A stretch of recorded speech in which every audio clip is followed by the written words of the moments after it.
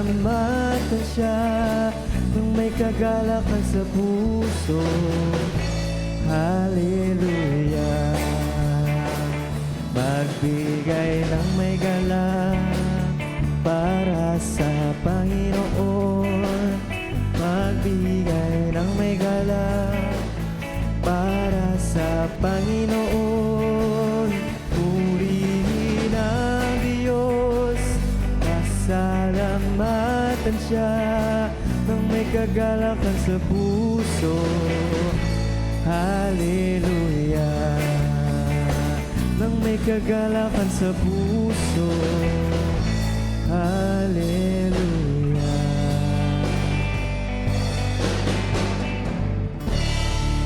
Amen. Minsan pa po palakpakan tayo pang kikatamang Diyos. Amen.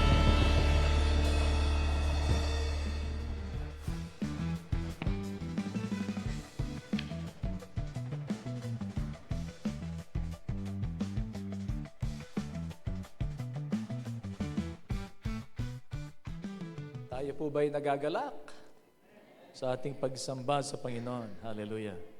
Mas nagagalak po si Ila.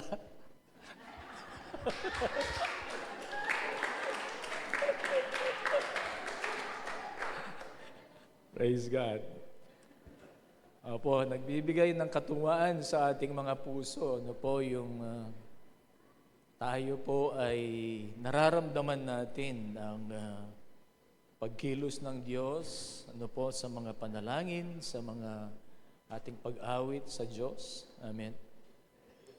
At tayo po ay patuloy na umasa sapagkat alam po natin na ang Diyos ay mayroong inilalaang mabuti para sa bawat isa sa atin. Amen. Sige po, palakpakan natin ng Lord. Parati pong pinapaisip, pinapaalala ng Diyos sa akin na mayroong Diyos. Parati kong naaalala yung sinabi ni Daniel, sabi niya, there is a God in heaven. And let us continue po to believe in this God who can do mighty works in our lives. Ano po, na mga kamangha-mangha, mga miracles na pwedeng gawin ng Diyos sa atin. Let us continue to believe in that. Amen. Kung meron po kayong mga Biblia, ay buksan po natin sa Malakay chapter 3.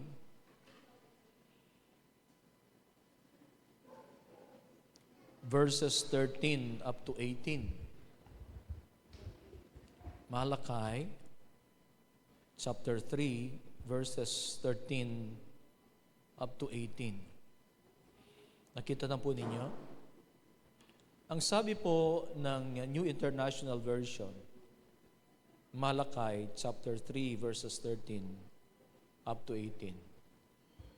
You have spoken arrogantly against me, says the Lord. Yet you ask, what have we said against you? You have said, it is futile to serve God. What do we gain by carrying out His requirements and going about like mourners before the Lord Almighty?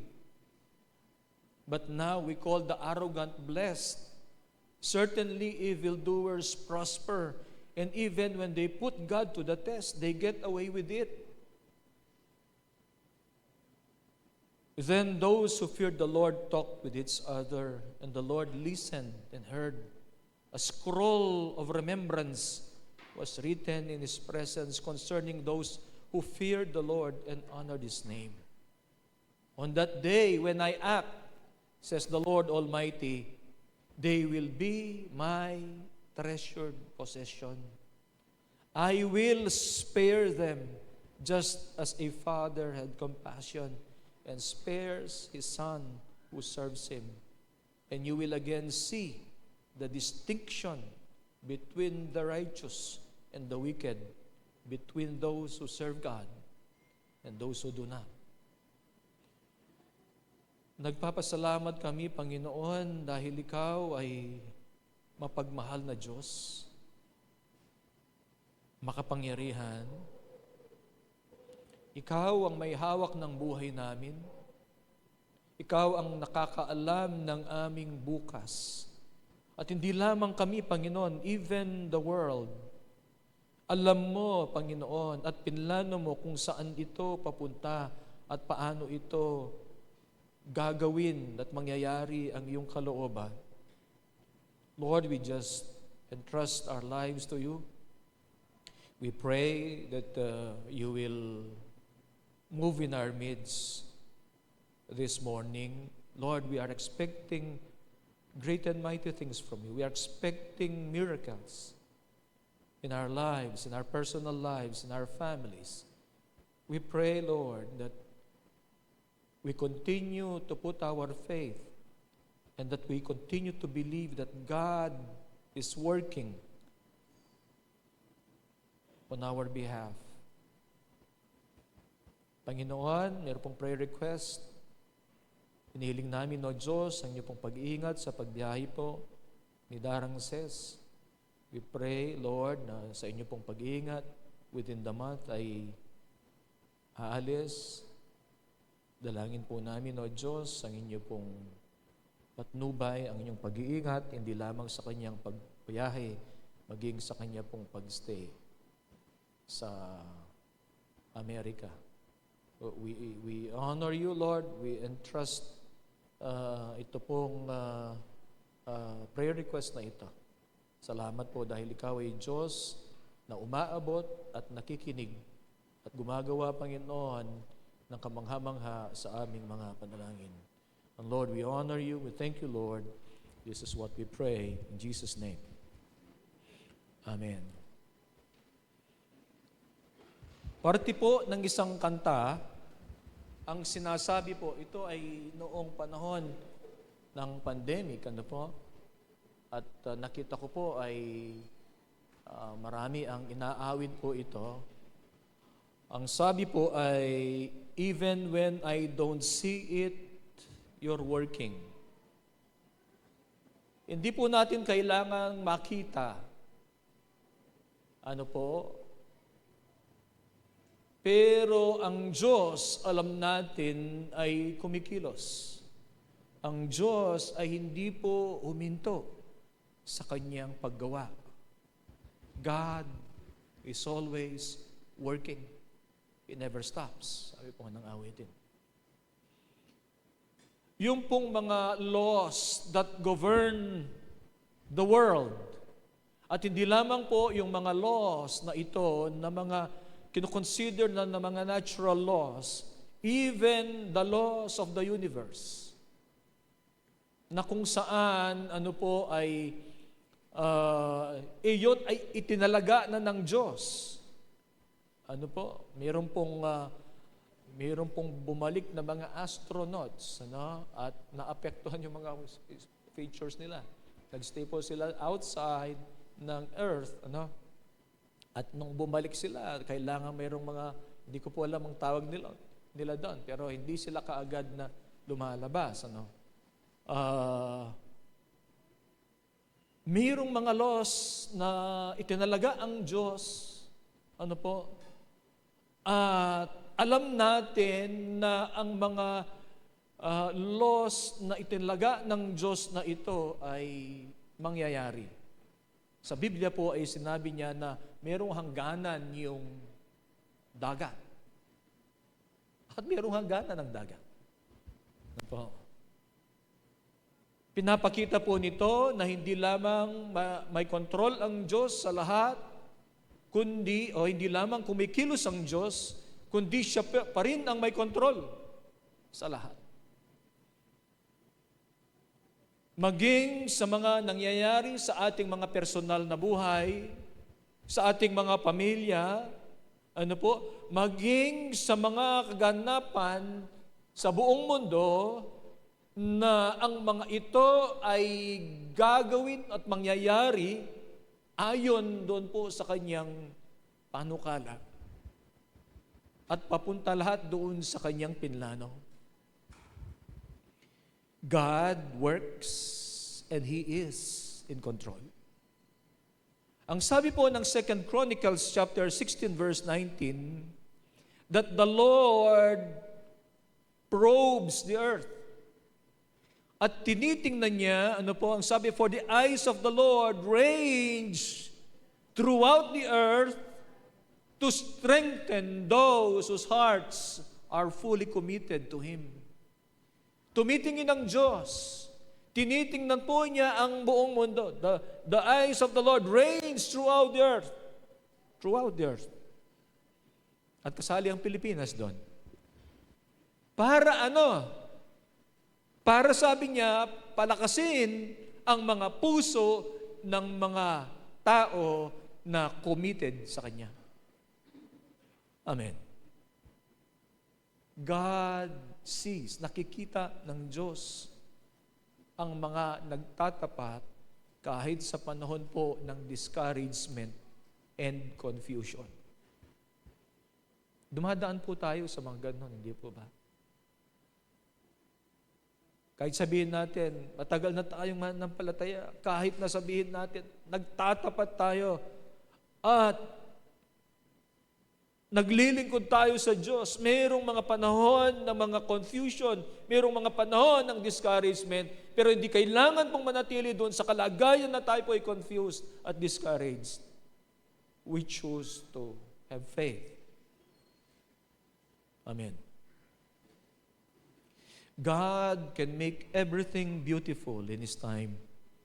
Ang sabi po ng Ecclesiastes 3:11, He makes all things beautiful in His time. At sabi po ng Romans 8:28, He can work for good. No? He works all things for good for those who love Him. No po, for those who love Him.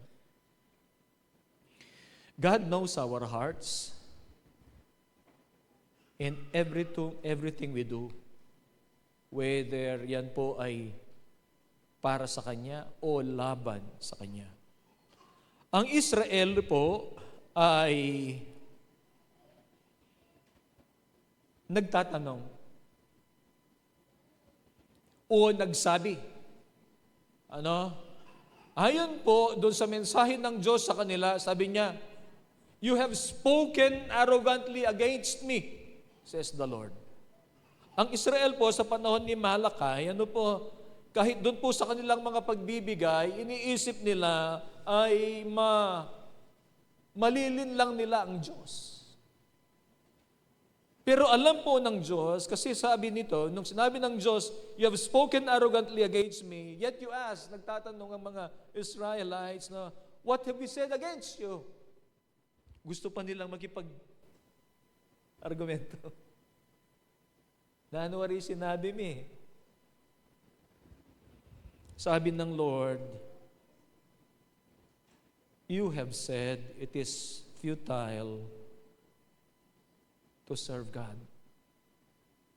Alang kwenta, ing maglingkod kayong Diyos. Itayong sasabihan da. Nano ing pakinabang, kretanggawan mi. Anong pakinabang doon sa aming mga gagawin? Gagawin namin ng requirements ng Diyos. Ano ang pakinabang namin? Yung mga, ang sabi ng Panginoon, but now we call the arrogant blessed. Yung mga hindi naglilingkod sa Diyos, yun yung parang nakikita nila na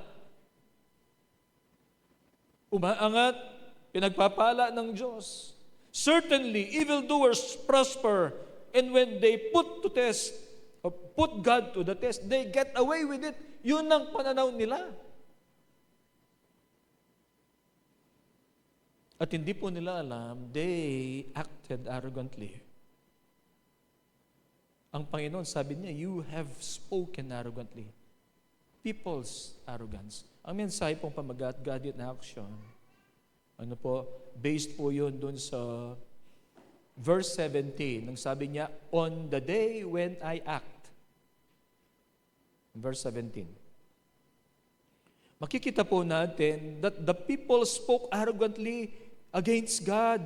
It is futile to serve God. What do we gain by carrying out His requirements, going about like mourners before the Lord Almighty? Atin bang pakinabang? Meron bang pakinabang?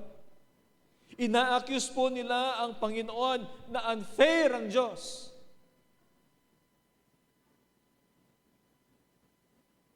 Hindi po ba dumana sa isip natin na para bagang dahil sa ating mga kalagayan at sitwasyon, it's as if God was unfair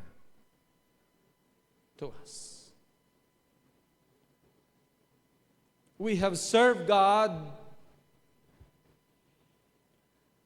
We have given our life to God. Pero marami po ang mga pangyayari sa buhay natin na it's as if God was unfair at parang dinidikta sa ating puso at isip, God is unfair. Ang mga taong ito, sabi nila, they said serving God was useless. Nararamdaman nila na ang kanila pong devotion sa Diyos, ang kanilang pag-ibig sa Diyos o yung kanilang pagsunod sa Diyos, obedience, were not yielding visible rewards. At nakikita nila yung mga tao na hindi naglilingkod sa Diyos, certainly ang sabi po nila, evildoers prosper. At yun ang kanilang sinasabi kasi sabi ng Diyos, ito ang sinasabi ninyo. It is futile to serve God. Evildoers prosper. And when they put God to the test, they get away with it. Unfair po ba ang Diyos?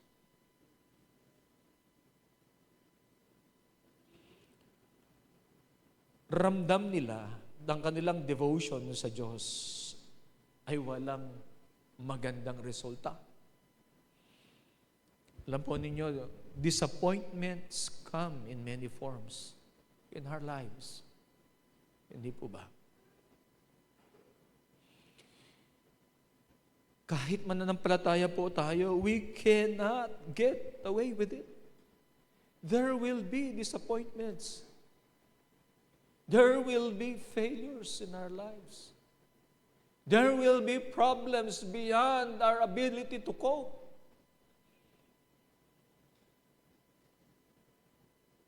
We will face bitter life experiences. Sino po ba ang wala pang na-experience na mapait dito? Lahat meron. At meron tayong mga kinakaharap sa buhay. We may feel disheartened when faith doesn't seem to pay off. Parang ang tagal na natin mananampalataya. Ang reality po ay, ang sabi po ni Peter, lahat tayo, mayroong mga kinakaharap na po, mga suliranin, mga hamon sa buhay. At dahil kung minsan, because of these disappointments and we are disheartened, when our faith doesn't seem to pay off, we have so many questions about life and our faith.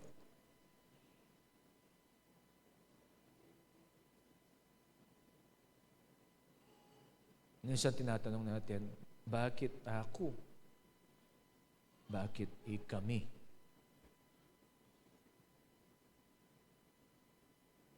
And sometimes tragedy struck.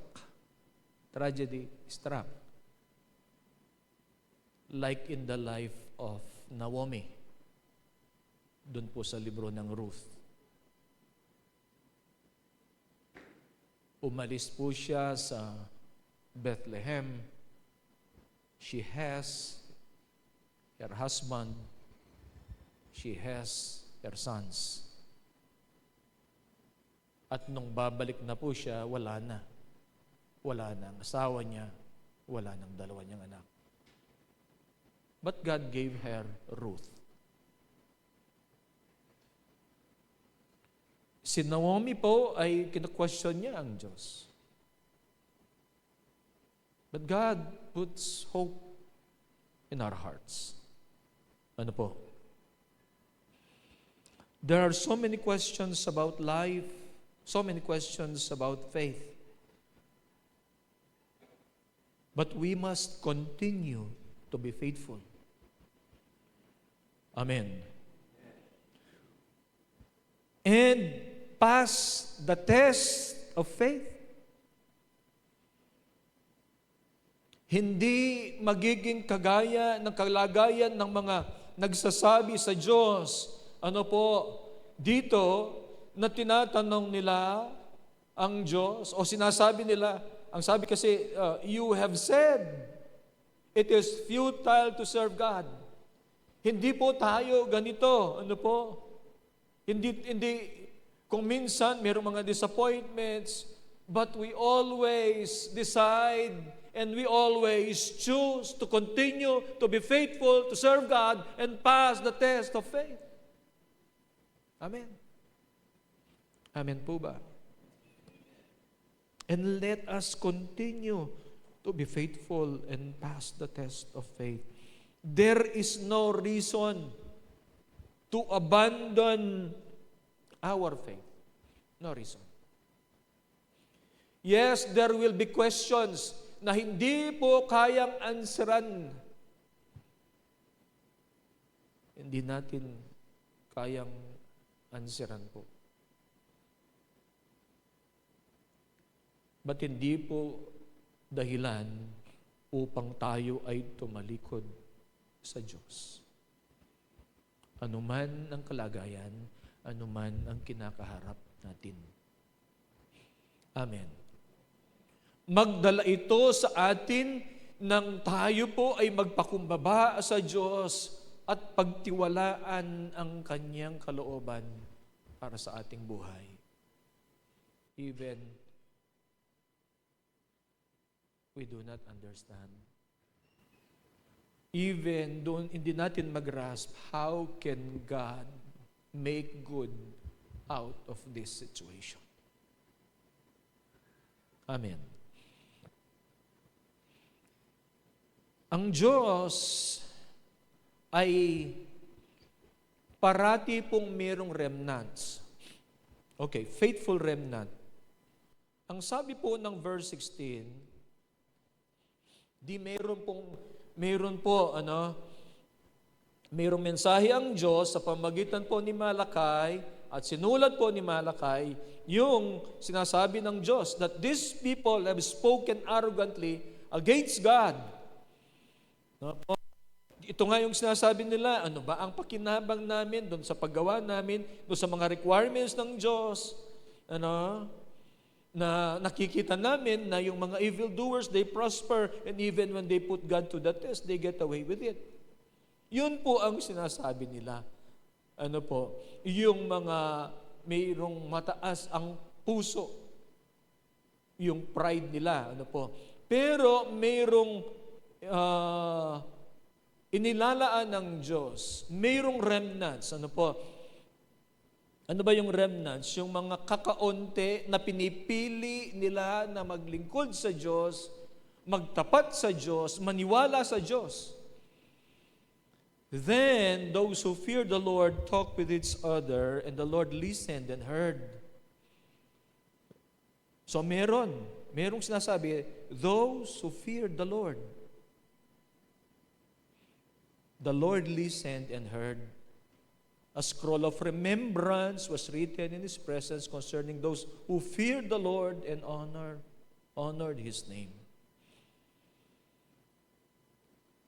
Hindi po lahat ay they have spoken arrogantly against God. There were remnants who faithfully, ang sabi po, who faithfully served or who faithfully feared the Lord and honored the Lord. Kung matatandaan po ninyo, si Elijah,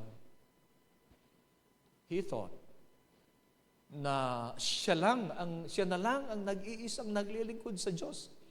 Na-overwhelm siya, doon po sa kanyang mga kalaban, doon po sa 1 Kings chapter 19, verse 18.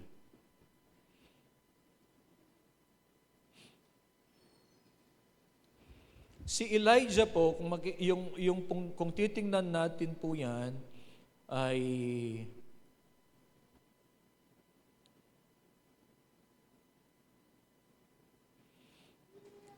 katatapos po ng labanan sa 1 Kings chapter 18.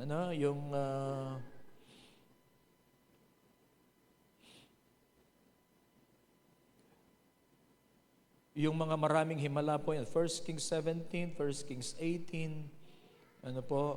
Yung 1 Kings chapter 18 and verse 16 and following verses, ito po yung challenge. Nagkaroon ng labanan si Elijah at saka po yung mga prophets po ni Baal at ni Asherah. Ang Diyos, binigyan po siya ng kamangha-manghang tagumpay. Pero sa chapter 19, siya po ay tumakas. Natakot siya. Doon po sa banta ni Jezebel. Na-discourage po siya. He thought he's alone in serving God. Pero ang Panginoon sabi niya, meron akong itinira na 7,000 na remnants na hindi lumuhod kay Baal. 1 Kings chapter 19, verse 18, ang sabi po, "Yet I reserve 7,000 in Israel, whose knees have not bowed down to Baal, and whose mouths have not kissed him."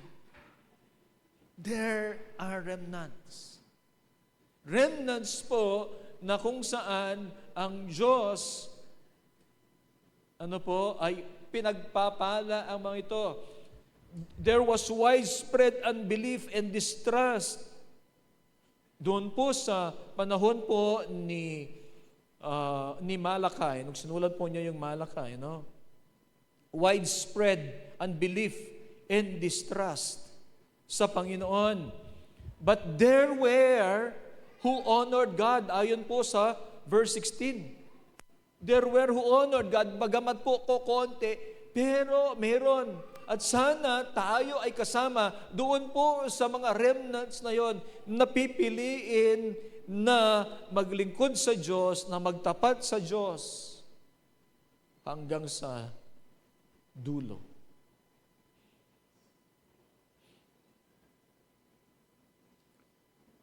Kung siguro magtatanong po tayo, what is life? Iba-iba ang sagot natin, depende sa sitwasyon natin.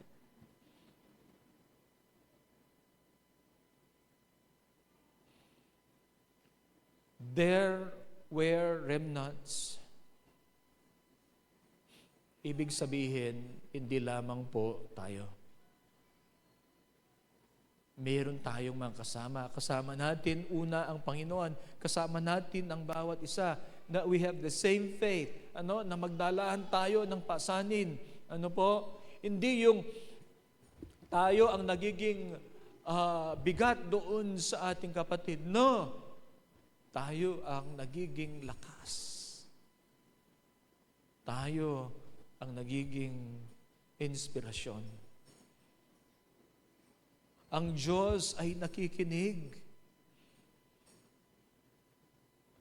Paano po ba ito? Paano sa Tagalog ito? God listens and hears.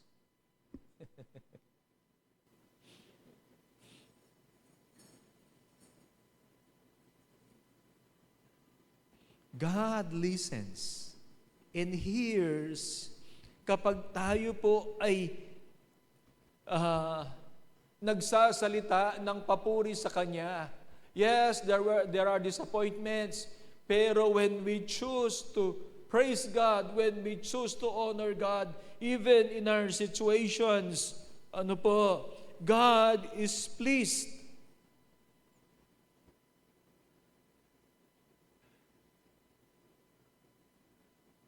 Then those who feared the Lord talked with each other, and the Lord listened and heard. Verse 16 po yun. God listens and He hears. Kapag tayo po ay nagsasalita ng mga papuri sa Kanya, hindi lamang yung mga lumalabas sa ating bibig, kundi kung ano yung nilalaman ng ating puso. Sometimes we do not utter words, but the Lord knows kung ano po ang nilalaman ng ating mga puso, that we are deciding to step in faith. Ano po, kahit na meron tayong mga struggles, kahit na meron tayong mga kinakaharap sa buhay, we decide to honor God, to follow God, no matter what. Alam po ninyo, hindi ko po alam kung nasabi ko ito dito.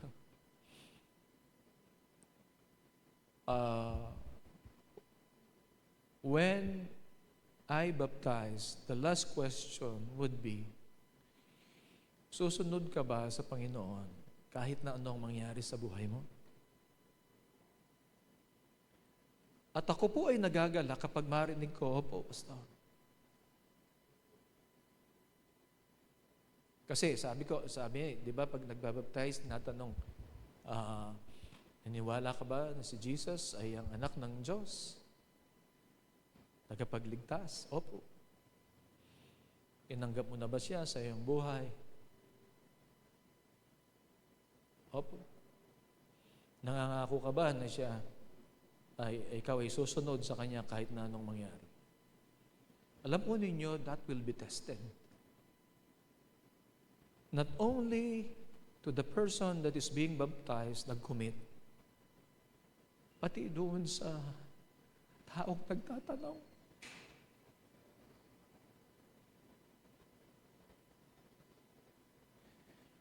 Will we follow Christ no matter what happens in our lives?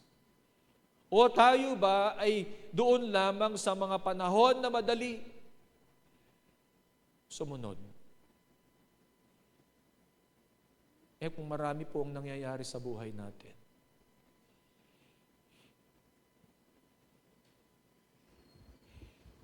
susunod pa ba tayo?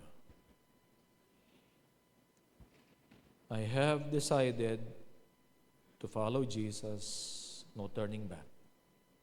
Amen. Nakikinig ang Diyos, alam ng Diyos when we utter praise to Him, not only with our lips, but when we utter praises in our hearts, kahit na kung minsan ay mahirap. But God is pleased. And that's what matters. When life seems unbearable, choose to have faith and believe in Jesus. Amen. Pipiliin pa rin natin, magdidesisyon pa rin tayo na susunod sa Panginoon. Amen. Even in suffering and disappointments, choose to be faithful and honor Christ. He sees our faithfulness. He sees our hearts when we decide, Lord, I will honor you with my life.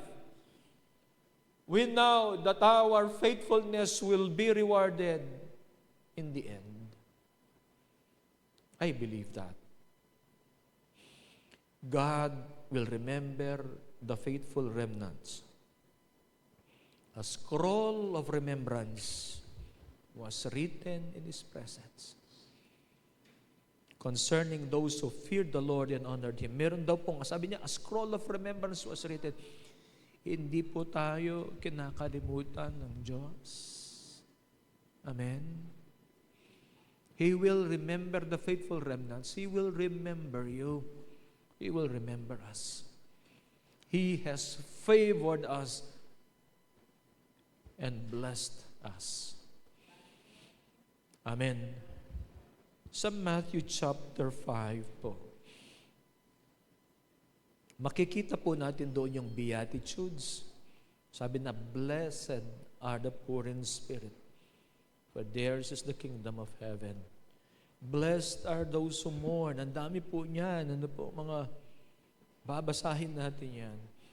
I was reflecting, ano po, one beatitude at in a day, one beatitude. Kasi hindi ko ma-memorize. Ilang taon na ako mananampalataya. Ilan na ba? Mga 40 years. Pero yung pagkasunod ng Beatitudes, di ko alam. At parang inano ko na kada araw, para mas memorize ko, pagkasunod-sunod niyan, isang Beatitude kada araw. Blessed are the poor in spirit. Ang blessed po dyan ay ang pabor ng Diyos. Ano po? Ang biyaya ng Diyos. Ano po? God will remember the faithful remnants. At ako po ay naniniwala na tayo ay kasali doon. Sapagkat pinipili nating magpatuloy na manampalataya sa Diyos kahit na anong kinakaharap natin. Amen. Kung magkaganon, ang Diyos ay bibigyan tayo ng reward. Amen po ba doon? The Lord will reward. Saan po natin makikita yan? On the day when I act, says the Lord Almighty, they will be my treasured possession. Sino raw po? Yung mga remnants, di ba? They will be my treasured possession. I will spare them just as a father has compassion and spares his son who serves him. You will again see the distinction between the righteous and the wicked. Kanina po, sinasabi ng mga yung mga karamihan sa Israelites, ano ang pakinabang sa paglilingkod sa Diyos? Pero sabi ng Panginoon sa kahuli-hulihan, you will again see the distinction between the righteous and the wicked. Hindi po bingi ang Diyos, hindi po bulag ang Diyos. You will see again the distinction, sabi niya, between the righteous and the wicked, between those who serve God and those who do not. Itataas ng Panginoon, pagpapalain ng Panginoon, ibibigay po niya ang kanyang favor and blessing for those who are faithful, for those who are the remnants, remnant ng pananampalataya sa Diyos. Ano po? God knows how to reward the faithful. Amen. God knows how to reward. Ang sabi po dito, they will be my treasured possession. God owns them. Kiniklaim ng Diyos, sa akin ka. Hindi po ba pagpapala yun? Hindi po ba reward yun na tayo ay inaangkin ng Diyos? Anak ko ito, pag-aari ko ito. Tayo po ay sinisil ng Panginoon. He owns us. Hindi niya ikinakahiya na tayo po ay kanyang anak. They are his treasured possession. Ang Hebrew po ay segula, which means special treasure or private personal possession of a king. Pagmamayari, ulitin ko, it means special treasure ng hari or private personal possession of a king. Something dearly valued. You are dearly valued. Mahalaga ka. Mahalaga tayo. Huwag masira po yung pananampalataya natin, dahil po sa mga disappointments, discouragements, suffering, you are God's treasured possession. We are God's treasured possession. You are valued.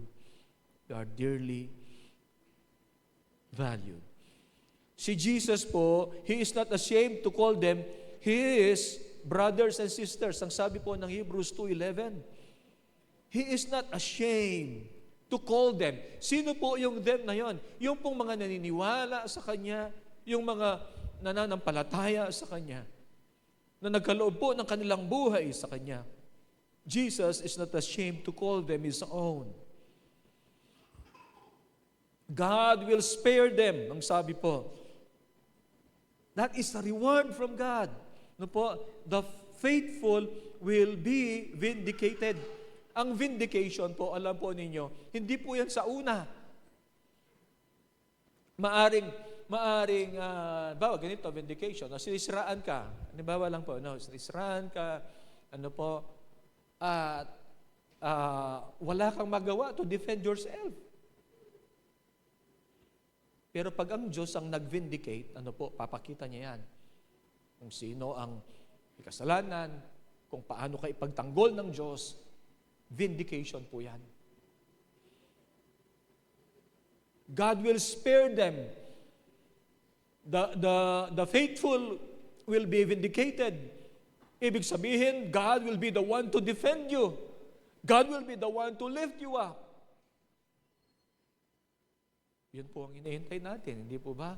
When God lift someone, sino po ang pwedeng magbaba?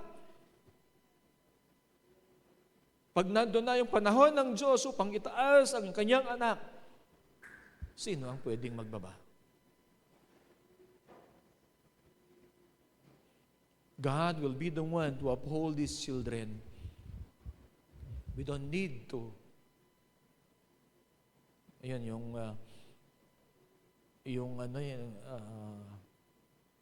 buhati ng sariling bangko. We don't need to do that.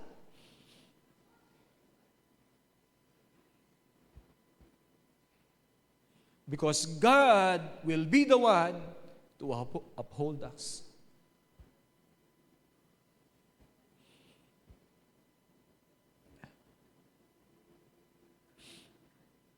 Mayroon pong mag-iiwan ng kanilang mga pananampalataya. Yung pong mga remnants, nagtapat sa Diyos sa kahuli-hulihan, kaparehas lang ang kalagayan po nila doon sa mga arrogant na mga nagsasabi sa Diyos, ano ba ang pakinabang namin sa paglilingkod sa Diyos? They have the same situations. Pero iba po ang kanila pong response. Piliin natin na magtapat at maglingkod na mayroong kababaan ng loob. Amen. Ang sabi po dyan,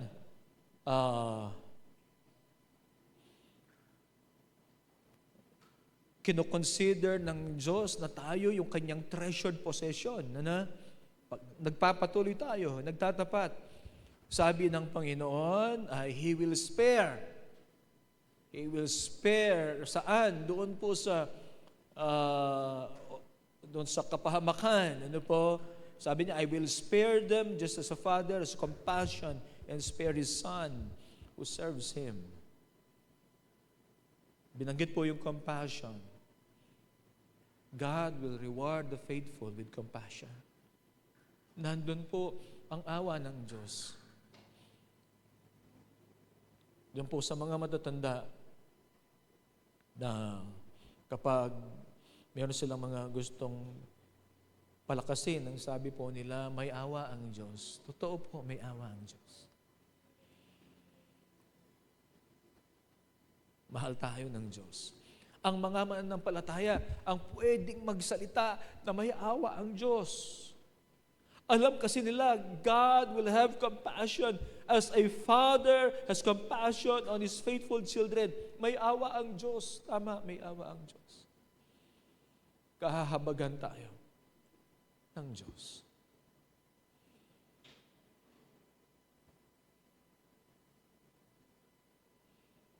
Sa akin pong mga journal, mayroon pong hold doon yung prayer, yung scripture, tapos insights pong ginagamit ko din, prayer.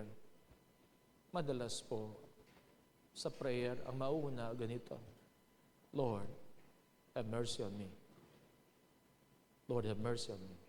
Every day. Lord, have mercy. Because I know I am a sinner. Kailangan ng awa ng Diyos. Ano po? God will have compassion. Pinapakita po nito ang pag-ibig ng Diyos, ang biyaya ng Diyos. Ipinapakita po nito na ang Diyos ay isang relational na God.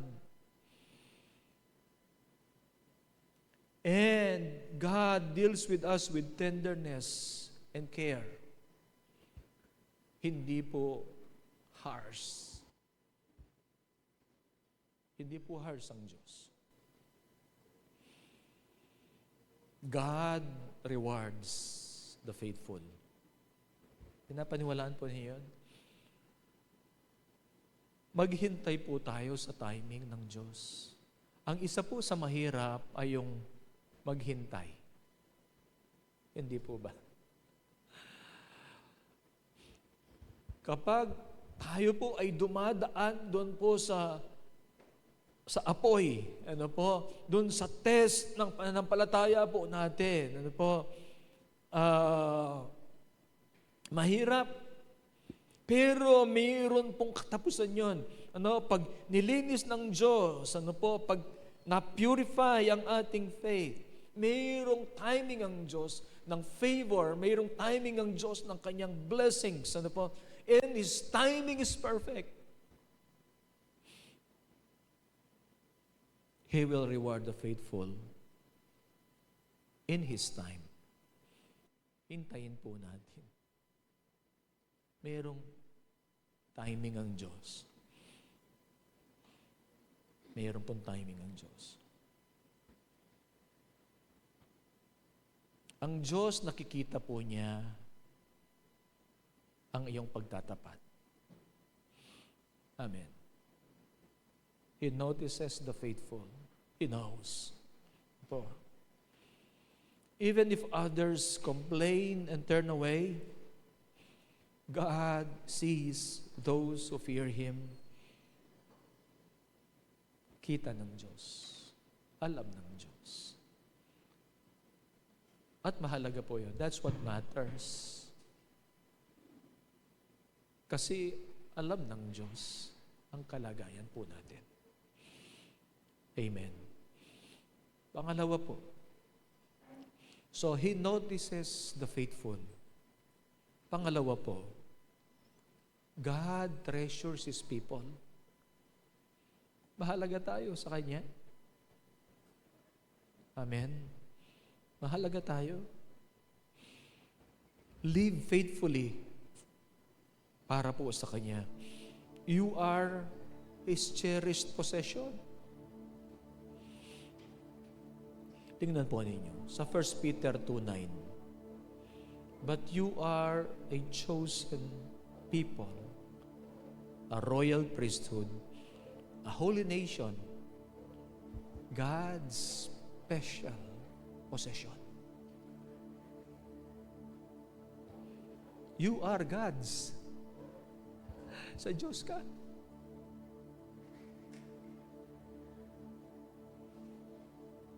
You are God's special possession. I am God's special possession.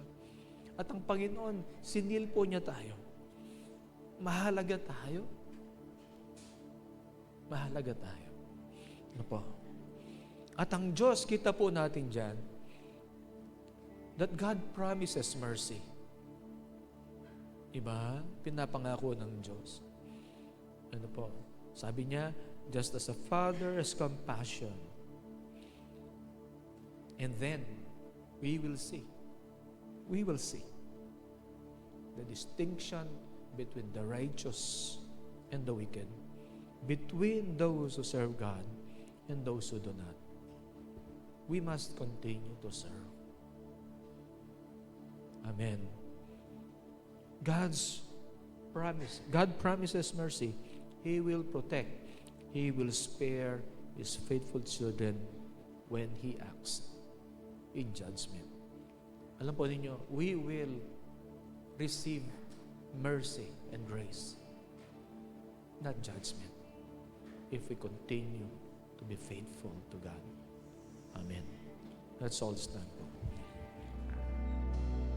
You are here, moving in our midst.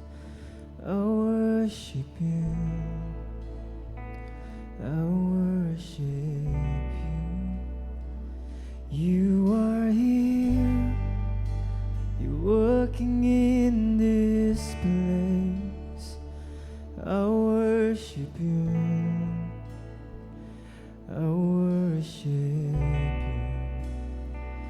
You are here, moving in our midst. I worship you. I worship you. You are here, you're working in this place. I worship you. Lord, I worship you. Oh, you are waymaker, miracle worker, promise keeper, light in the darkness. My God, that is who you are. You are waymaker, waymaker, miracle worker, promise keeper, light in the darkness. My God, that is who you are. Sing, you are here. You are here, touching every heart. I worship you. I worship you. You are here, healing every heart. I worship you, yes, Lord. I worship you. You are here, turning lives around. I worship you, yeah. I worship. 'Cause you are here, mending every heart. Lord, I worship you. Yes, God, I worship you. You are waymaker, miracle worker, promise keeper, light in the darkness. My God, that is who you are. Oh, you are waymaker, miracle worker, promise keeper, light in the darkness. My God, that is who you are. That is who you are. That is who you are. That is who you are. That is who you are. That is who you are. That is who you are. That is who you are. Even when I don't see it, you're working. Even when I don't feel it, you're working. You never stop working. You never stop working. Even when I don't see it, you're working. Even when I don't feel it, you're working. You never stop working. You never stop. Oh, even when I don't see it, you're working. Even when I don't feel it, you're working. You never stop working.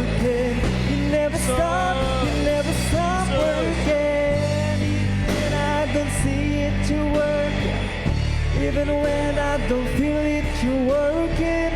You never stop, you never stop. Oh, Jesus. Waymaker, miracle worker, promise keep, light in the darkness. My God, that is who you are. Jesus, yeah. Waymaker, miracle worker, promise keep, light in the darkness. My God, that is who you are. Yes, that is who you are. That is who you are. You are. That is who you are. Yes, Jesus. Hallelujah. That is who you are. That is who you are. That is who you are. Purihin ang Diyos. Hallelujah. Yes, Jesus. Hallelujah. Hallelujah. Hallelujah. Hallelujah. Ikaw ang nakakakita, Panginoon, ng lahat-lahat.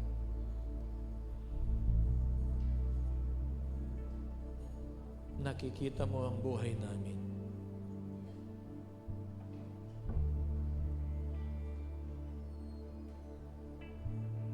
And Lord, we choose to be faithful. We choose to believe.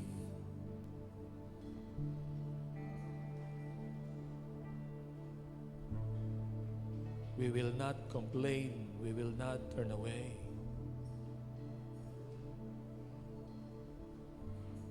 We will live faithfully. Salamat po, Panginoon. Na alam namin, O Diyos, we are secured in your presence. Thank you. Thank you, Lord.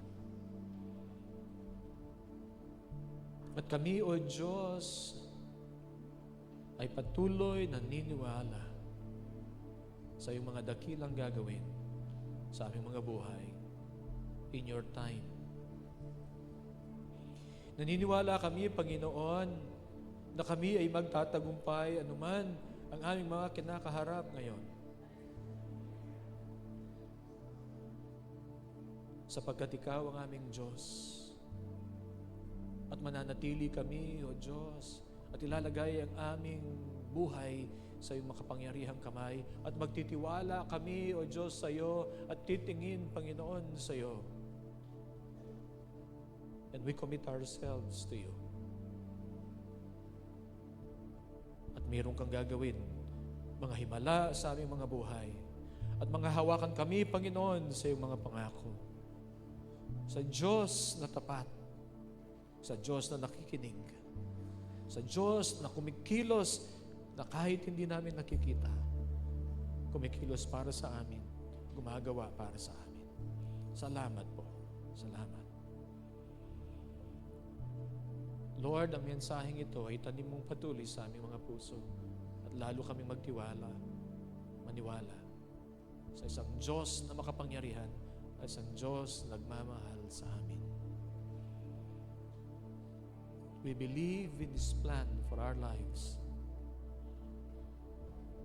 At doon namin nilalagay ang aming buhay, Panginoon, sa plano ng aming Diyos. At kami magtatapat. Dahil tapat ang aming Diyos. Hallelujah. Hallelujah.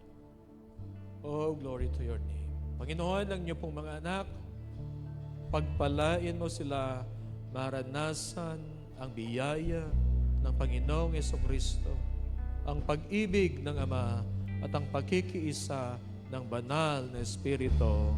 Amen. Amen. Amen. God bless everyone po.